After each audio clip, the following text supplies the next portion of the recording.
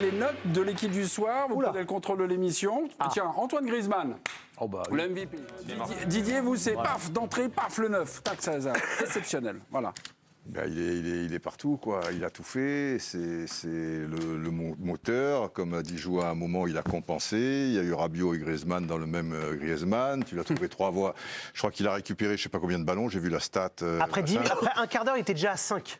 Ouais, c'est énorme. Il a été en position de libéraux 2 fois sur des centres là où il y avait le feu en deuxième mi-temps. Il est à l'origine de ce premier but. C'est lui qui te lance Mbappé quand il va buter aussi contre le gardien en deuxième. Donc, c'est lui où il est 2 fois à droite en position de... Enfin, bon, je veux dire, tu as l'impression qu'il y en a 3, effectivement. Griezmann Kanté, c'était pas mal un match comme ça, oui, même si dans le jeu, il a pris la position de Pogba, en fait. C'est faux de dire qu'il a trouvé sa place parce que Benzema entrait dans le jeu ou des choses comme ça. Avec Benzema, que je regrettais, tu vois, contre l'Angleterre, je disais, putain, si on l'avait, tu vois, on pourrait un peu garder le ballon, faire monter le bloc ou des choses comme ça. Mais Griezmann, il a pris la place de Pogba, quoi, si tu veux, mais même en tant que leader, mais en tant que position, quoi.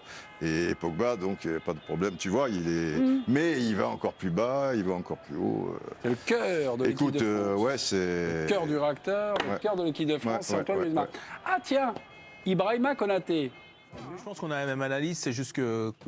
Non, mais c'est pas ça, donnez votre analyse. Non, mais moi, comme j'ai mis Griezmann 8, j'allais pas mettre 8 Konaté, mais je peux comprendre que ce soit un très bon match.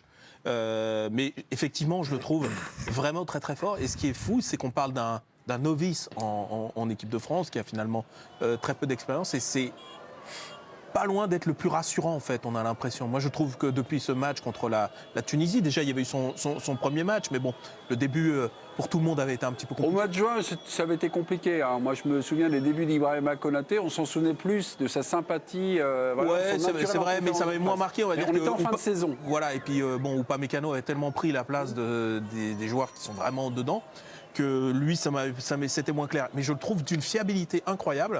Et je retrouve le joueur qui a à Liverpool, quoi. Surtout, ce qui est frappant, parce que tu parles du match de la Tunisie, c'est que ce soir, comme face à la Tunisie, Varane a vraiment été moins fort. Alors contre les Anglais, j'avais trouvé Upamecano moins fort que lui Varane. Le maillon fort, ouais, ce soir. Et là, ce soir, encore une fois, quand il joue avec Varane, c'est lui le maillon fort. Ça, c'est impressionnant, je trouve. On va noter Ousmane Dembélé. Ousmane Dembélé nous fait parler dans l'équipe du soir. Je l'ai vu faire du Dembélé une seule fois dans le match. Oui. Quand il est parti vraiment vers le but pour aller faire mal à l'adversaire. Et il s'est fait juste... Il est resté 1 contre 1 en 18 mètres, il s'est fait reprendre. Mais sinon, moi je lui mets 4 presque uniquement pour son travail défensif, quoi. Hier j'ai dit que c'était le Matuidi à droite. Mais j'ai peur que ce soit vraiment ça, quoi. C'est-à-dire que peut-être c'est les demandes de Didier Deschamps. Les consignes pour dire vraiment d'être à droite, de te positionner parce qu'à gauche, on va peut-être décaler pour ouvrir Mbappé les non-retours. À des moments, il était 4-5 mètres devant Koundé, quoi. Donc voilà, ça me surprend. Je pense qu'il est peut-être aussi bloqué dans sa tête par ce registre-là. On lui demande de travailler et de travailler défensivement. Et quand il a le ballon, il n'ose plus y aller. J'ai l'impression qu'il est bloqué. En fait. On va voir Bertrand parce que sur le match de Dembélé, est-ce que vous l'avez vu bien appliqué, on va dire bien scolaire avec les consignes peut-être voilà, c'est l'impression qu'ont d'ailleurs Didier et Johan. Impression vue du terrain, Bertrand. Pareil, même chose.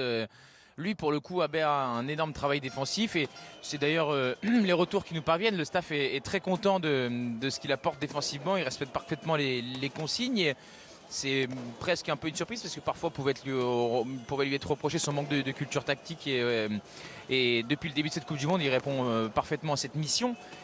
Mais un joueur offensif, on a quand même aussi envie de le juger sur ce qu'il apporte en posant des problèmes à l'adversaire avec le ballon. Et ce soir, il n'en a pas posé du tout. Donc sur la note, je sais pas, 4 parce qu'il a fait que ça. Est-ce qu'on monte à 5 parce qu'on est en finale de Coupe du Monde? Mais là, on est sur une appréciation globale de comment on valorise et on note des joueurs qui remplissent une mission et qui sont en finale. Mais c'est vrai que sur le match, c'est insuffisant, quoi. Dire, moi, je suis pas conquis par son match. Il a beaucoup défendu, mais bon, Matuidi était dans les vestiaires, nous a dit le président de la République. Bon, dans ce cas-là, il faut faire jouer un milieu défensif à son poste si on veut uniquement que ce joueur la défende.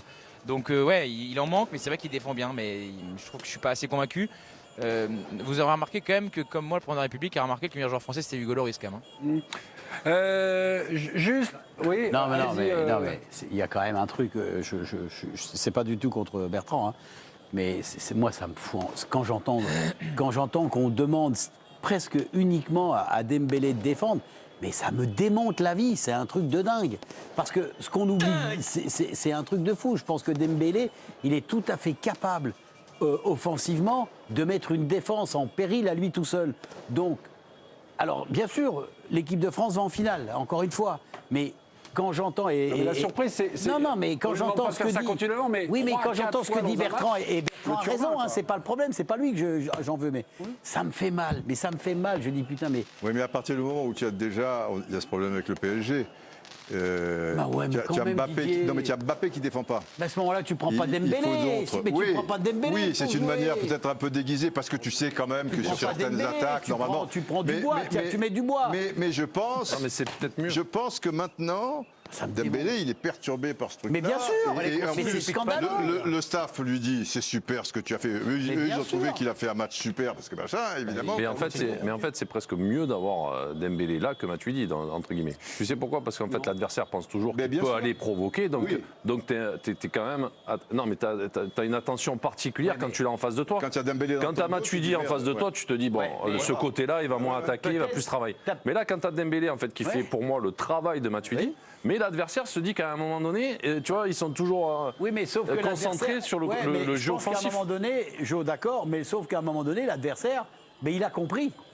Ben, je ne suis pas sûr, moi. Parce que effectivement, de l'action dont tu as parlé, qui se fait reprendre à l'entrée, l'adversaire, il a compris. Ouais, il a compris que Dembélé, il va mais là, il est pris parce qu'il n'arrive pas à passer. Bien. Mais je veux dire que même.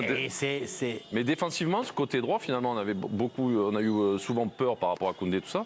Et c'est vrai que dans ce registre, le côté droit est moins inquiétant que le côté gauche. Bertrand, ça me fout en colère. Bertrand, il est temps de se quitter. J'ai juste une dernière question à vous poser, la question roulement de tambour.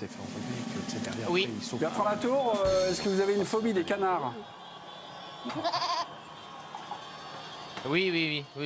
Tout ce qui vole, ça me fait peur. Regardez, on a une petite séquence qui a été tournée juste au moment du direct. Pourtant, ce ne sont pas fondamentalement des volatiles qui sont impressionnants. Ça doit mesurer à peu près 20 cm. Bon, 20 cm, vous allez me dire, voilà. Et on vous voit un petit peu, voilà, c'est ce qu'on dit, vous êtes très inquiet. Qu'est-ce qui s'est passé, mon Bertrand? Voilà, regarde. Vous n'êtes pas un gars de la campagne, mon Bertrand. Hein. Allez, on vous embrasse. Et voilà, on finit sur cette image-là. Merci pour... C'est énorme. La France est en finale. Merci pour ce moment. Et voilà, et vous embrassez pour moi votre caméraman. Tu dis peut-être il y a un serpent des sables ou un truc comme ça. Voilà, C'est une loi, quoi. Super boulot, comme d'habitude ce soir.